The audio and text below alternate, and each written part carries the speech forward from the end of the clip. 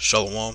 I'd like to give all praises to Yahweh, Bahashem Yahushai, and double honors to the apostles and elders of GMS that taught us this word. I just wanted to do a short little follow-up video for my last video about suffering and how we're supposed to suffer when we come in this truth. But, Most High Yahweh, Bahashem Yahushai, He's not going to put us through anything that we can't handle. He's not going to tempt us above what we are able, and that's in this time as well as the time of Jacob's trouble.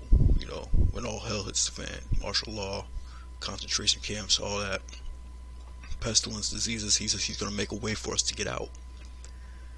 But in this time, when we're catching this hell and suffering, it's really our light affliction. It's really a light affliction. Even though it seems overbearing at times, it's obviously something that we can handle and that we can deal with, because we just gotta suffer this patience, get through this hell so that we can get to the kingdom and to the marriage. The first scripture is 2 Corinthians 4:17. For our light affliction is but for a moment. Yeah, man, it's only for a moment, man. You can see it. These prophecies are coming to pass every day. Something new is happening. Uproars of the people's going on. World War III is just building up. So it's only but for a moment. We just have to endure it.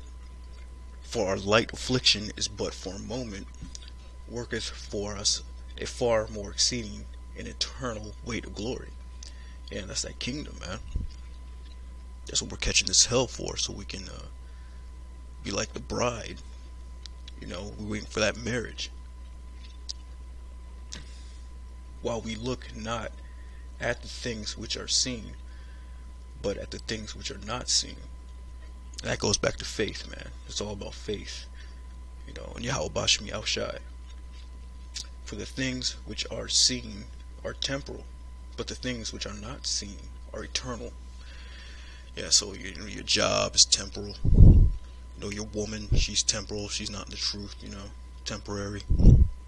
Your desires, your earthly desires, your lusts, that's all temporal. Your house, your car, none of that matters, man. So your car breaks down, whatever, you get shipwrecked out there.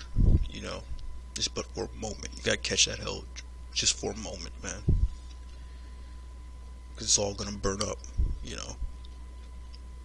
That job that you love so much, that's temporal. That's going away, man. But the things which are not seen are eternal. And with that, I'm going to go to Hebrews 11:1. Now faith is the substance of things hoped for, the evidence of things not seen. It's all about faith, man. That kingdom we're waiting on, which is eternal, forever and ever and ever.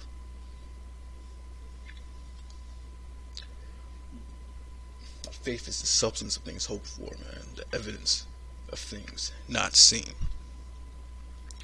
Next scripture is Isaiah 64:4. For since the beginning of the world, men have not heard, nor perceived by the ear, neither hath the eye seen, O power, O Most High. Besides thee, what he hath prepared for him that waiteth for him. That's one of my favorite scriptures, man.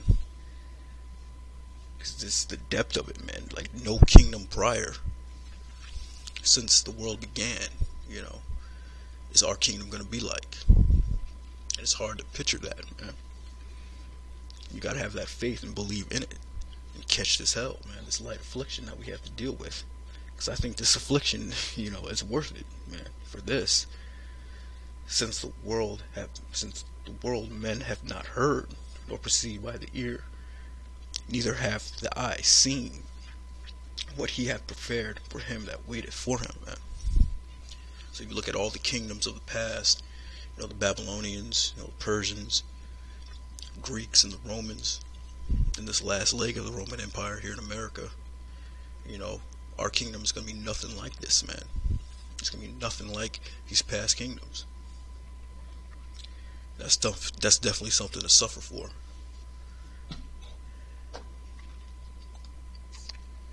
Next scripture is Revelation 21:1.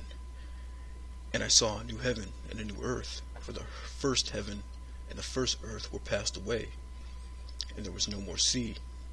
And I, John, saw the holy city, New Jerusalem, coming down from the Most High out of heaven, prepared as a bride adorned for her husband.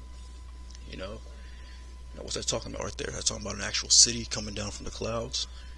No, it's talking about the elect, the 144,000 and the 1/3 getting beamed back down. Coming back down from spaceships, from the chariots.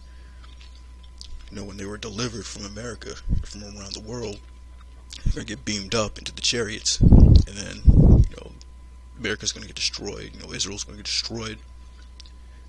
And then they're going to come back down. And that's what John, the Revelator, saw. That's what John saw. Coming down out of heaven, prepared as a bride. The bride is the elect, adorned for her husband. And that's Yahushai, man. We'll be joined with Yahushai. So the elect is, they're going to come back down and establish the kingdom. That's definitely something to catch hell for. It's definitely worth the suffering, this light affliction I've got to deal with, man. So you just got to endure this thing, man, all the way to the end. Keep your mind motivated. Keep your mind strong. Pray. That the Most High keep you a strong mind, a strong body, nice and healthy, and just motivated in the truth. Focus on this truth and pushing forward to another day, no matter what it is that you're going through. The last scripture is James 5:10. Take my brethren, the prophets, who have spoken in the name of the Lord, which his name is Yahushai, Father's name is Yahweh Bahasham Yahushai, for an example of suffering, affliction, and of patience. It's very important to have that patience, man. Just take it one day at a time, one step at a time. Behold, we count them happy which endure. Ye have heard the patience of Job. And Job, man, we read about Job. He caught hell. Now he caught hell, man. So when you compare yourself to Job, it's like it's definitely, a light affliction, man, compared to what Job went through. So ye have heard the patience of Job, and have seen the end of the Lord, that the Lord is very pitiful and of tender mercy. Yeah, so we're waiting on that mercy, man. We're waiting on that redemption.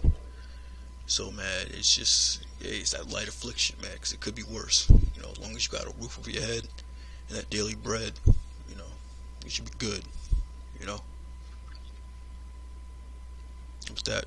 Shalom.